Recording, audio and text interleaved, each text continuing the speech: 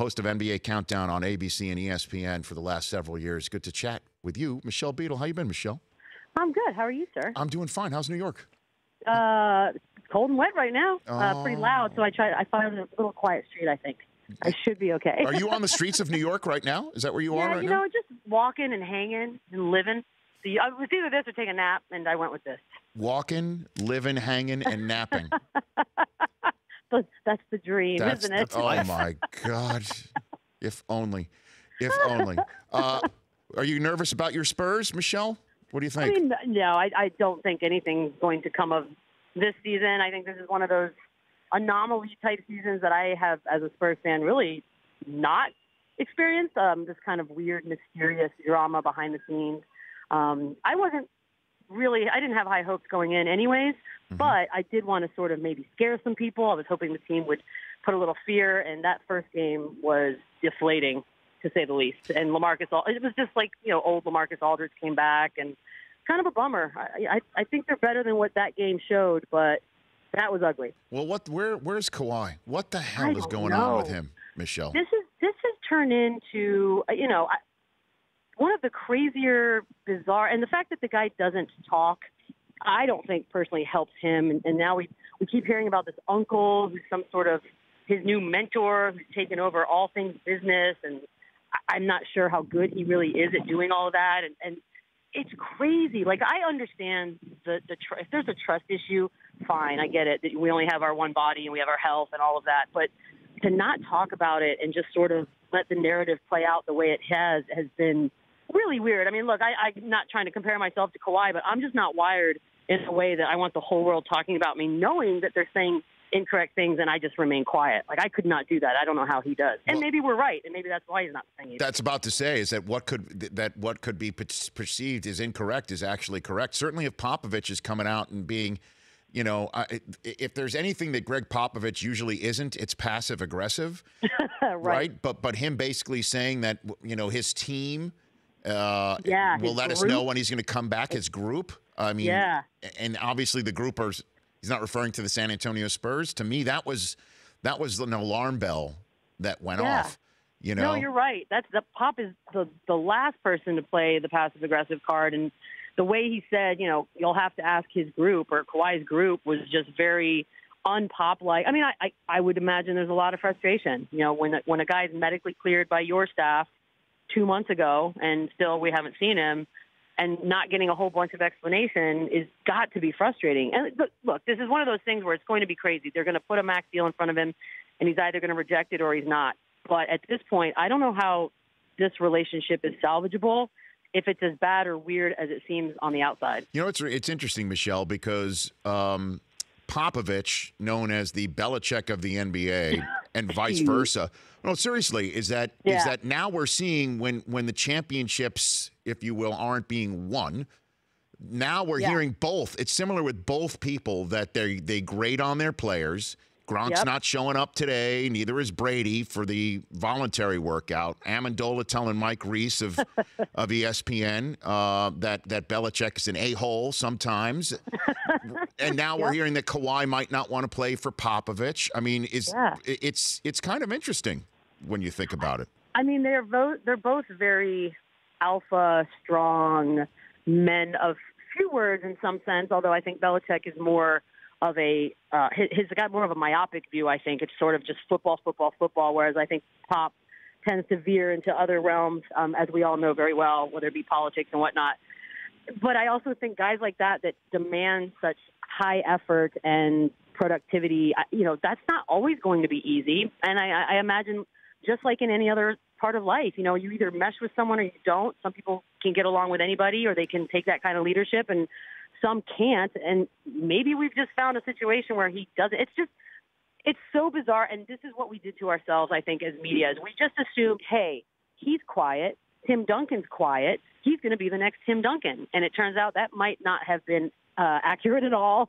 You put Max in front of him and he walks away, I guess we have all the answers we've ever needed. So do you think that maybe Popovich has maybe a different attitude towards players, or that's now been the same but now has changed in the viewpoint of the players because it's a different century and a different way of going about it? I mean, that's the subtext with what's going on in New England and potentially with Kawhi, is that these guys, these all-time GOAT coaches, might not have what it takes to reach the new millennium.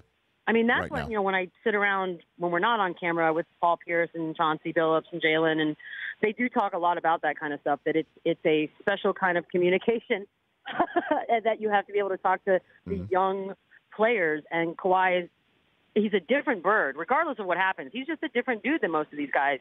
And so, I it's just weird to me because it's not like the Spurs aren't made of a bunch of other young guys, and they seem to be not having any issue. So it could very well just be these two human beings don't get along, or if it's what he's telling us on face value, that he really just doesn't trust the Spurs medical staff and he doesn't feel 100%, he's going to go with his New York doctors, fine. But I sure wish somebody would say that, because it would definitely shut us all up for a few minutes. A couple more minutes left with Michelle Beadle here on the Rich Eisen Show. Before we move on to Get Up, I have not spoken to you since that Paul Pierce-Jalen Rose exchange that involved the Isaiah Thomas video that still hasn't been shown yet. His farewell video still has not been shown yet in Boston, right? Right, Chris? No, hasn't been there. Hasn't been aired yet. I think it's hanging out with the Buffalo Bills championship hats somewhere on planet Earth. The 19-0 T-shirts. Yep, the 19-0. Oh, I love those. So, did Jalen give Pierce a heads up that he was going to say that on the air? No, I don't think so. I mean, the beauty of most of what's been going on is it just comes out of people's mouths, and Paul is really just great at not giving a damn. So he will say whatever comes to mind, and it's fantastic, and I love it. And who knew that was what? Like, honestly, I did think it was very odd timing on the part of the Celtics. It's not the only time they could have done it, and the whole thing just kind of blew up. A bit of a PR nightmare, but I didn't think it was going to be that big. I mean, that turned into some ridiculous business. Yes, it did. That it did. Way to go, Jalen. Yeah, I know. I mean, because I don't know. I guess Paul was in charge of when Kiss Cam was being shown that night too, and everything else in the second quarter. I mean, was he in charge? I'm telling you, men are very sensitive. I was raised to believe women were supposed to be the sensitive ones, but I've learned a lot in my last decade. What have you learned, Michelle? What have you learned? You guys are way more dramatic than the females that I deal with on a daily basis. Now, when you say you guys, are you painting? Don't paint us all with the same brush, Michelle. All of you, every single one. So much drama. Goodness gracious. So, here's a question for you: the up in Get Up. What is the up? What's the up, Michelle? I mean, mine is just to get out of bed at 4. Okay, so that's my up. So when you say get up, you're legitimately like out of bed. That's what the get up means. Like, get the beep up because it is time. I mean, it's early. By 9 o'clock, though, I feel like I've really settled into my groove. Are you a coffee drinker? Do you drink coffee? No, I drink tea. That's about it. But yeah, but you know how it is. Like, you can be as tired as you could possibly be, but then once shows actually start, you sort of wake up, and then you might be exhausted the second it ends, and you go take a nap. But I feel like, could be worse. I could be digging ditches. So shouldn't it be wake up then? I mean, it could be, George's, hey, watch. It could be called that.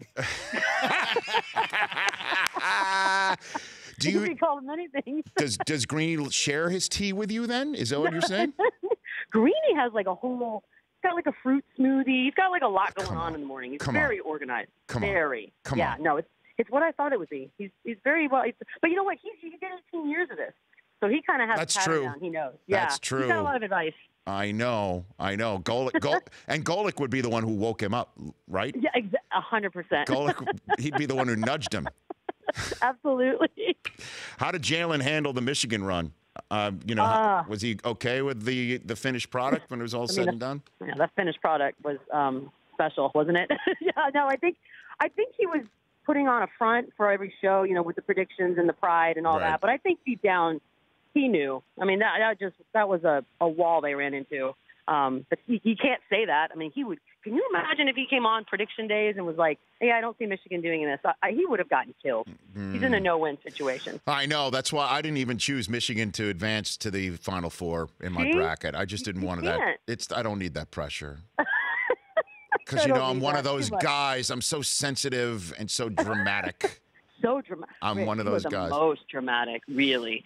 Hey, I'm just sitting. I'm having coffee from my Axe Capital mug right here on the Rich Eisen Show Oh set. my God, that's so good.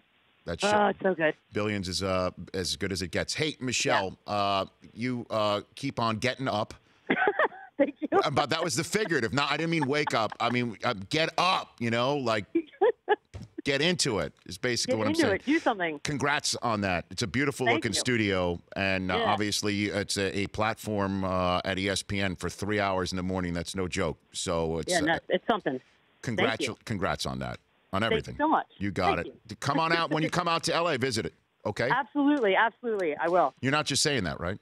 No, I don't lie. Because again, I'm sensitive. This is what she's talking about. Dramatic. Right. Is this what she's talking about? This is what she's talking about. You promise? Yeah. Love me. Need me. Hold on a minute. Perfect. Hold on, Michelle, before you go. Mike Del Tufo, the Rich Eisen Show soundboard guy who wants to be known as the audio executive. So there's another example of sensitivity. Okay. That's got a nice ring to it, though. I don't hate that. Thank you, Michelle. We have that's pretty good. We've now given him a segment, #Dear Del Tufo, where he answers questions from our curiosity infused viewership and listenership, because we're simulcast. I love this so much. Tell Michelle Beadle what your answer was to somebody's question of what's your perfect idea of a perfect first date. Tell Michelle Beadle. Go. All right. A helicopter ride from Los Angeles to Catalina for dinner and then back. Wow. For the first date? Thank you. Yeah. Thank you, Michelle. Who is this girl? That's a lot. Now also, she might not like helicopters. You might run into a big problem there.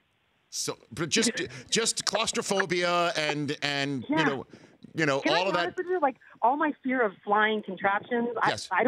I might be excited about the first date, but I don't want to die with some stranger on a first date in a helicopter. Let's take the doomsday out of it though. Just conceptually. I mean, it's special, but here's what I worry. That's a lot of pressure, and it's all downhill from there. And I don't know why you would do that to yourself. Right. I mean, you take off 5 minutes in, and what if the conversation, right? Oh, God, yes. Now you know you got Catalina ahead, and you're and back?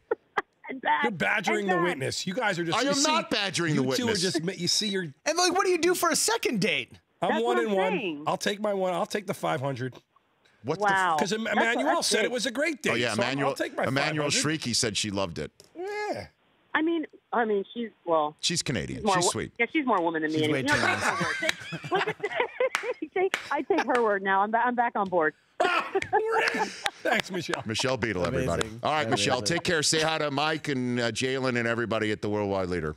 I will. Thanks, guys. Take care. That's Michelle Beadle, at Michelle D. Beadle on Twitter. The Rich Eisen Show, weekdays at noon Eastern on Audience.